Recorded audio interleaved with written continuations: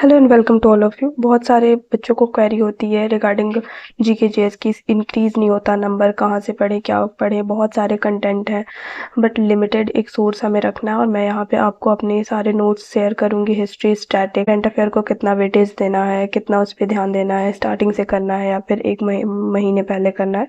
तो ये सारी चीज़ों के बारे में आज मैं बताऊँगी आपको, कैसे इंक्रीज़ करें अपने मार्क्स। और ये सारी चीज़ों को, गाइडलाइंस को जो भी मैं दूँगी आपको, फॉलो करके आप इजीली 30+ स्कोर कर सकते हो जीके जीएस में। तो मैं अपने नोट्स शेयर करना स्टार्ट करती हूँ। तो पहले मैं करूँगी स्टार्ट आपको हिस्ट्री से, ठीक है, क्योंकि हमारा अगर मैं वेटेज रखूँ तो history, polity, economics and geography, अगर ये चारों सब्जेक्ट को हम अच्छे से कर लेते हैं तो हमारा 50% सिक्योर हो जाता है नंबर, ठीक है। इसके बाद फिर स्टैटिक जीके 50% से ज़्यादा ही हो जाता है, ठीक है। तो सबसे पहले मैं आपको अपने नोट्स दिखाऊंगी जो है हिस्ट्री के।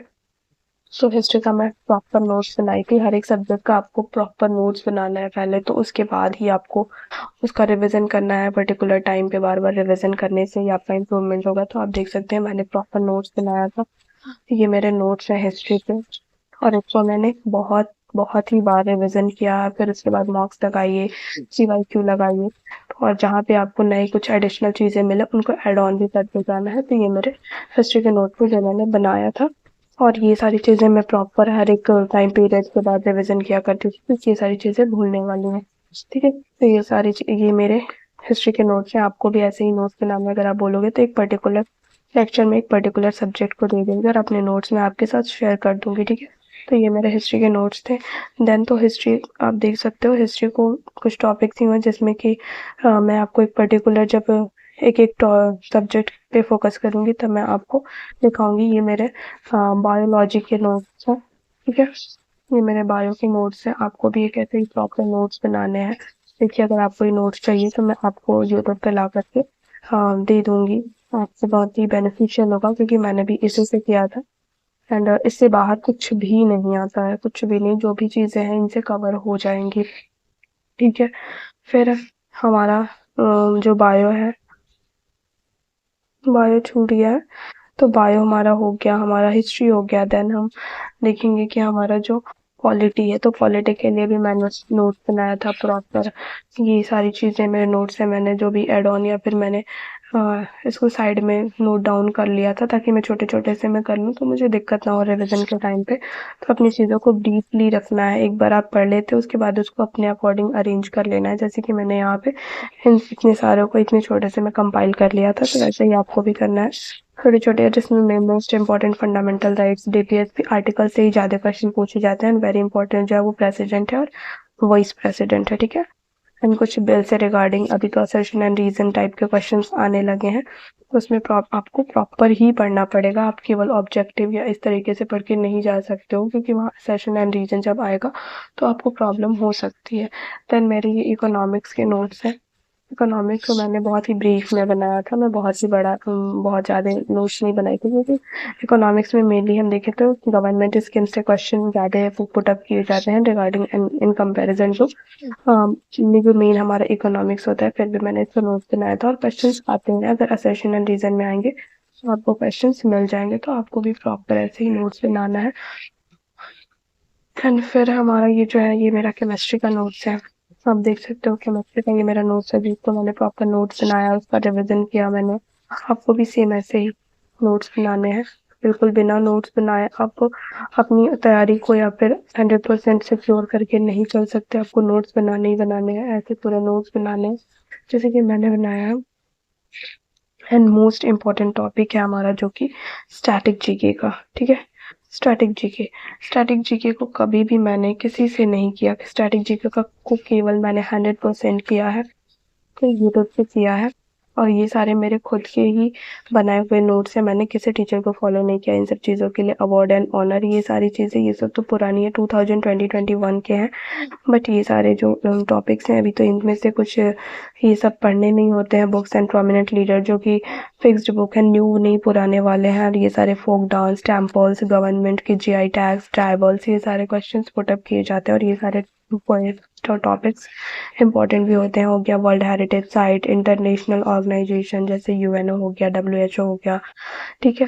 फिर नेबरिंग कंट्रीज के बारे में थोड़े से डिटेल में है। एंड जब हम थोड़ा बहुत अभी वर्ल्ड के, जैसे कि वर्ल्ड में कौन सा जो हमारा जैसे कौन सी पीक है जो सबसे बड़ी है, पहाड़ियाँ कौन सी वैली है, ऐसी सब चीज़ें थोड़ी थोड़ी डिटेल में हम पढ़ेंगे। फिर उसके बाद लास्ट है फेस्टिवल्स ऑफ इंडिया। आप देख सकते हो इन सारी चीज़ों को मैंने बिल्कुल ही ट्रिक से अपना खुद का मैंने ट्रिक इसमें बनाया हुआ है। आप देख सकते हो खुद का मैंने ट्रिक बनाया हुआ है, इसमें मैंने अप्लाई किया हुआ है। और ये ट्रिक मैंने खुद से बनाए हुए हैं क्योंकि इससे जल्दी से चीज़ें याद हो जाती हैं और मुझे ये सारी चीज़ें मेरे टिप पे हैं क्योंकि मैंने इन सबको ट्रिक लगा करके याद कर लिया है। ठीक है, ऐसे ही मेरी जो सेकंड कॉपी है वाटरफॉल्स है इसमें। फिर ये तो अब पुराना हो गया है, मिनरल्स ऑफ इंडिया। ये मैं जनरली नहीं पढ़ती थी क्योंकि वो उतना इंपॉर्टेंट नहीं आता नहीं है। बाई चांस हमें उन टॉपिक्स पे ज़्यादा ध्यान देना है जिनसे क्वेश्चंस कम से कम एक दो बन जाते हैं। ठीक है, सिटीज़ रिवर ये सारी नॉर्मल। इसमें मुझे मेन इंपॉर्टेंट है Carnatic music and instrument, classical dance, cups and trophies और उनके जो नेम है उनसे related, classical dance, president and prime minister के जो भी जिस टाइम पे अपॉइंटमेंट हुआ, classical dance and mountains and north Indian range में। फिर मॉन्यूमेंट जो भी इंडिया के हैं, वो पोर्ट्स जो हैं इंडिया के, तो इन सारी चीज़ों के भी मैंने प्रॉपर नोट्स बनाए हुए हैं। आप देख सकते हो बहुत ही बेनिफिशियल होता है, इसलिए आपको देखने में ज़्यादा लग रहा होगा बट कुछ ही सेलेक्टिव टॉपिक है जो कि मैं इसमें से पढ़ती हूँ। एंड मोस्ट इम्पॉर्टेंट मैंने ये जो गंगा रिवर सिस्टम के लिए भी एक मैंने नोट बनाया। और ये सारी चीज़ें आपको देखने में बहुत ही बड़ी लग रही होगी कि इतने ज़्यादा नोट्स हैं कैसे पढ़ेंगे, बट बिल्कुल ईजी है क्योंकि सारी चीज़ें मैं बहुत ही ट्रिक से, बहुत ही स्टार्टिंग से ही मैंने निमोनिक का यूज़ किया है हर एक चीज़ को याद करने के लिए। जैसे कि यहाँ पे आप देख सकते हो रानी पद्मिनी बहुत सुंदर थी क्योंकि हाँ, इसलिए वह गंगा बांग्लादेश में जब मिली तो बहुत ही सुंदर थी, इसलिए उसका नाम क्या रख दिया गया, पद्मा बन गई। ऐसे सब ट्रिक लगा करके हम मैंने याद किया पूरा रिवर सिस्टम। एंड इसको बस एक दो बार रिविजन करना होता है मंथ में। इसमें बस इससे मैं बस रिवर सिस्टम पढ़ती हूँ। एंड फिर इधर है नेशनल पार्क्स ऑफ इंडिया, फिर बायोस्फीयर रिजर्व, ये सब मेरे टिप पे है एकदम।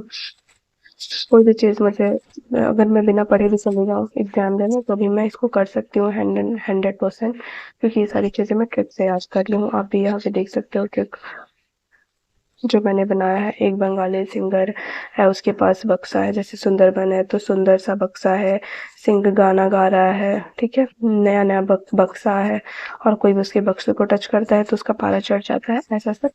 और कुछ मैंने यूट्यूब से भी, कुछ मैम से मैंने हेल्प लिया है, कुछ मेरे खुद के भी बनाए हुए हैं। 100% मेरे खुद के निमोनिक नहीं बनाए हुए हैं बट मेरे निमोनिक का बहुत ही यूज़ किया अपने कॉम्पिटिटिव एग्जाम में, तो बहुत ही बेनिफिशियल भी होता है ये सब। ठीक है, तो सारी चीज़ें होगी। लास्ट आता है हमारा करंट अफेयर। तो करंट अफेयर को हमें कितना टाइम देना चाहिए, तो मेरे अकॉर्डिंग जब मैं प्रिपरेशन करती तो मुझे लगता है कि सुबह में उठ के आधा घंटा, ज़्यादा नहीं बट आधा घंटा हमें 1/2 आवर हमें करंट अफेयर पढ़ लेना चाहिए।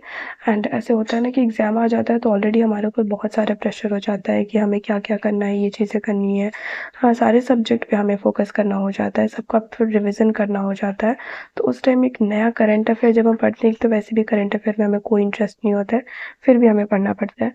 तो जब हम एक बार ऑलरेडी पढ़ लिए रहेंगे तो दोबारा हमें रिवीजन करने में बहुत सारी चीज़ें उसकी याद रहेंगी, रिवीजन करना होगा। एक तो एक प्रेशर नहीं रहेगा कि बिल्कुल नया चीज़ याद करना है।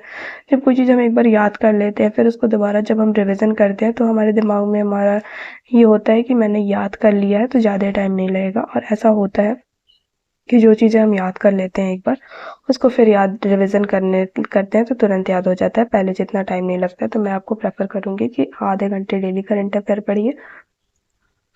ये बहुत ज़्यादा टाइम नहीं है, 24 घंटे में आधे घंटे बहुत ही कम है अगर आप करंट अफेयर को देते हो। अगर हमसे एक क्वेश्चन या 2 क्वेश्चन भी करंट अफेयर का बन जाता है ना तो आप हज़ारों बच्चों से, 100 बच्चों से, ठीक है, सैकड़ों बच्चों से आप आगे हो जाओगे। तो ये बहुत ही मायने रखता है, 1-1, 2-2 नंबर से, पॉइंट नंबर से लोग पीछे रह जाते हैं। तो वहाँ पे आपको एक नंबर भी अगर आप किसी से ज़्यादा लाते हो पढ़ के, और पढ़ना ही तो है, यही सारी चीज़ें पढ़नी है, तो आपको करंट अफेयर ही पढ़ना है। और मैं प्रेफर करूँगी, और आप कहीं भी कोई भी लेक्चर नहीं देखना है, टाइम पास होता है। एड्यूटेरिया, केवल एड्यूटेरिया पढ़ना है और उसको डिटेल में अच्छे से पढ़ना है। सबसे ज़्यादा गवर्नमेंट स्कीम्स जो होते हैं उस पर फोकस करना है सबसे ज़्यादा। ठीक है, गवर्नमेंट स्कीम हो गया, न्यू अपॉइंटमेंट्स जो हैं वो भी बहुत इंपॉर्टेंट है। ये सारे क्वेश्चंस एसएससी पुटअप करती है, मतलब राइज करती है। ठीक है, तो ये सारी चीज़ों पे ध्यान देना है और मैं अब एक-एक टॉपिक हिस्ट्री, पॉलिटी ये सब के मैं अपने मेरे पास नोट्स हैं, अगर आपको ज़रूरत होगा तो आप कमेंट में बता सकते हो। मैं एक-एक पर्टिकुलर सब्जेक्ट के एक-एक दिन में आपको टॉपिक वाइज़ बताऊँगी कि कौन-सा टॉपिक कितना इम्पोर्टेंट है, किसको कितना ध्यान देना है, कहाँ से पढ़ना है, कौन-सा ज़्यादा एग्ज़ाम में पूछने की प्रोबेबिलिटी ज़्यादा है, तो ये सारी चीज़ें आप कर सकते हो, ठीक है? तो कोई प्रॉब्लम होगी, कोई भी दिक्कत होगी तो आप मुझसे बेझिझक पूछ सकते हो और मैं उसका रिप्लाई करने की पूरी पूरी कोशिश करूँगी, ठीक है?